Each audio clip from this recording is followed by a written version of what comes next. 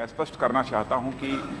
Rohingyas की entry Bharat के अंदर न होने पाए, इसके लिए बॉर्डर के ऊपर बॉर्डर सिक्योरिटी फोर्स और असम राइफल्स को भी हम लोगों ने पूरी तरह से सेंसिटाइज किया है ताकि वह इंश्योर करें कि उनकी एंट्री न हो पाए। फिर भी बड़ी संख्या में रोहिंग्याज यहाँ पर आ गए हैं और एक लेटेस्ट एडवाइजरी तो इसके पहले भी जारी की गई है, लेकिन एक लेटेस्ट एडवाइजरी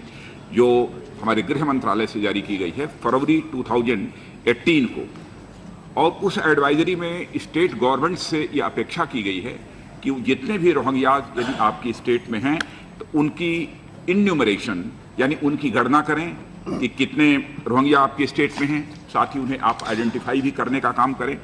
और एक जगह उनको कन्फाइन करें। ऐसा नहीं होना चाहिए कि रोहिंग्याज आपकी स्टेट में चारों तरफ बिखर कर रहें, कहीं जहाँ जहाँ इच्छा हो वहाँ जाकर रहें, ऐसा नहीं होना चाहिए। और साथ ही साथ उनकी बायोग्राफी भी तैयार करें और उनके बायोमेट्रिक भी लिए जाने चाहिए। यह भी एडवाइजरी जारी की गई है और साथ ही उसी एडवाइजरी में हम लोगों ने यह भी कहा है कि उनके मूवमेंट को भी वॉच किया जाना चाहिए। इसलिए पूरी सावधानी यह स्टेट्स बरतें,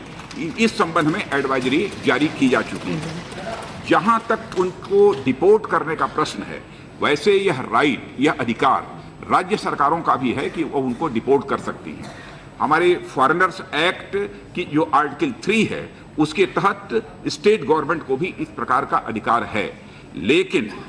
जहां तक रोहिंग्यास को डिपोर्ट करने का प्रश्न है, उस संबंध में राज्य सरकारों से हम लोगों ने ये अनुरोध किया है कि उनकी गणना कराने के बाद, आइडेंटिफिकेशन के बाद कितनी संख्या में रोहिंग्या आपकी स्टेट में रह रहे हैं, यह सब सारी जानकारी आप केंद्र सरकार को भेजें और हमारे पास जब यह जानकारी आ जाएगी तो हम इस संबंध में विदेश मंत्रालय को अपनी जानकारी देंगे और विदेश मंत्रालय फिर जो है बर्मा की सरकार के साथ वह बातचीत करके उनको डिपोर्ट करने का, म्यांमार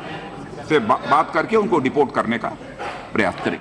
मिलत टाइम्स की मज़ीद वीडियोस देखने के लिए यहाँ क्लिक करके सब्सक्राइब करें और बेल आइकन को ज़रूर दबाएं ताकि आपको हमारी हर वीडियो का नोटिफिकेशन मिल सके।